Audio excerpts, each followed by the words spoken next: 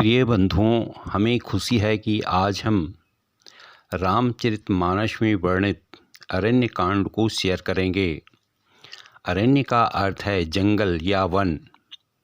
यह शब्द विशेष रूप से उन स्थानों के लिए प्रयोग होता है जो प्राकृतिक, शांत और मानव आबादी से दूर हो। रामचरितमानस के अरण्य कांड में भगवान राम, सीता और लक्ष्मण के वनवास के दौरान उनके जंगल में विचरण और वहाँ की घटनाओं का वर्णन मिलता है। अरण्य न केवल भौगोलिक स्थान को दर्शाता है, बल्कि इसे ध्यान, साधना और संघर्ष का प्रतीक भी माना गया है। अब हम आपके लिए अरण्य कांड की मुख्य दो चौपाइयों और उनका अर्थ को स्पष्ट करेंगे। जैसे मंगल भवन अमंगल हारी, द्रमु सु दशरथ अजीर बिहारी। यह चौपाई भगवान श्री राम की स्तुति में है। इसका अर्थ है कि भगवान राम सभी प्रकार के मंगल को देने वाले और अमंगल अर्थात दुर्भाग्य को हरने वाले हैं। हे दशरथ नंदन श्री राम, कृपा कर हमारे हृदय में करुणा और शांति का संचार कीजिए। दूसरा चौपाई इस प्रकार है। खल की प्रीति सदा छल नाना, करहीं अनिति कहीं अपनाना। अर्थात इस चौपाई में तुलसीदास जी ने दुर्जनों के स्वभाव का वर्णन किया है। उनका कहना है कि दुष्ट लोग सदा कपटपूर्ण प्रेम करते हैं। वे हमेशा छल कपट में लगे रहते हैं और अन्यायपूर्ण कार्यों को ही उचित ठहराते हैं। ऐसे लोगों से सदा सावधान रहना चाहिए। इस प्रकार आपने देखा, इन चौपाइयों के माध्यम से तुलसीदास जी ने भगवान की स्तुति और जीवन के सत्य को सरल और प्रभावशाली तरीके से प्रस्तुत किया। अरण्य कांड रामायण का तीसरा कांड है, जिसमें भगवान श्री राम, माता सीता और लक्ष्मण के 14 वर्ष के वनवास का मुख्य वर्णन है।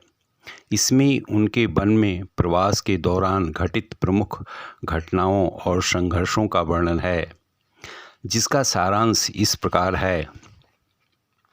श्री राम, सीता और लक्ष्मण दंडकारण्य में प्रवेश करते हैं। वहाँ उन्हें ऋषियों का सहयोग मिलता है, जो राक्षसों के अत्याचार से त्रस्त हैं। श्री राम उन्हें आश्वासन देते हैं कि उनकी रक्षा करेंगे। शूर्पणखा रावण की छोटी बहन थी। जब शूर्पणखा ने राम, लक्ष्मण और सीता को पंचवटी में देखा तो वह राम के व्यक्तित्व और आकर्षण से प्रभावित हुई। उसने राम के सामने विवाह का प्रस्ताव रखा। राम ने यह कहकर प्रस्ताव ठुकरा दिया कि वह पहले से ही विवाहित है। इसके बाद राम ने शूर्पणखा को लक्ष्मण के पास भेजा। जब शूर्पणखा ने लक्ष्मण से विवाह का प्रस्ताव रखा तो लक्ष्मण ने भी उसे अस्वीकार कर दिया और उसका मजाक उड़ाया।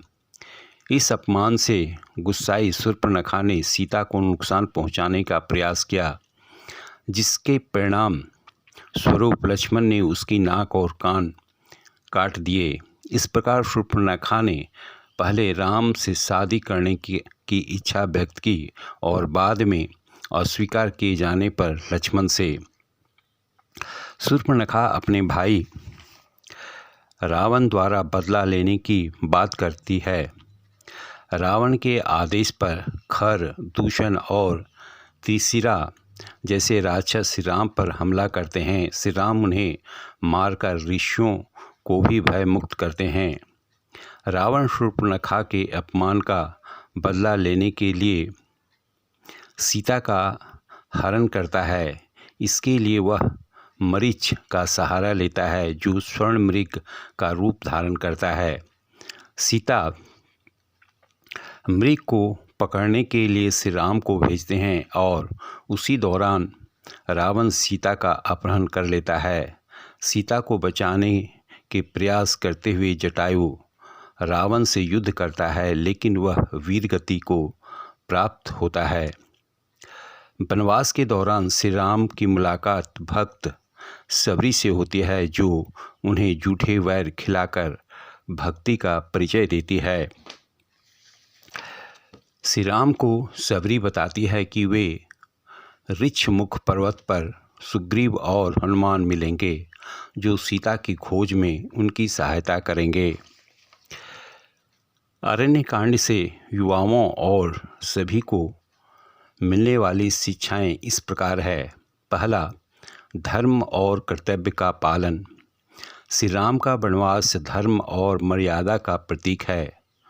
वे कठिन परिस्थितियों में भी अपने कर्तव्यों का पालन करते हैं। दूसरा, साहस और दृढ़ता।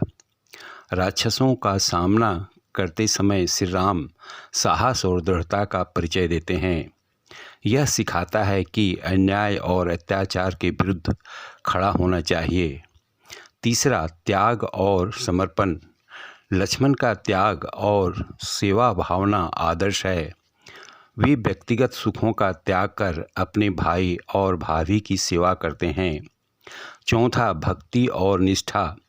सबरी की भक्ति यह सिखाती है कि ईश्वर को केवल सच्चे प्रेम और श्रद्धा से प्राप्त किया जा सकता है, भौतिक संपदा से नहीं। पांचवा, परिवार और प्रेम का महत्व।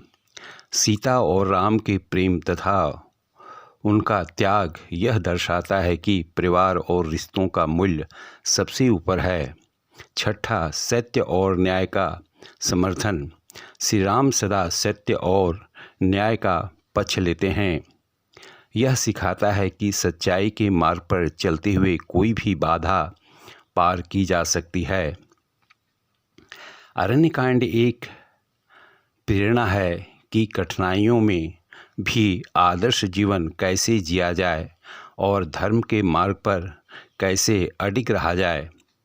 अंत में अधिक जानकारी के लिए रामचरितमानस पढ़ें और अपने जीवन को सहज, सरल और सफल बनाएं।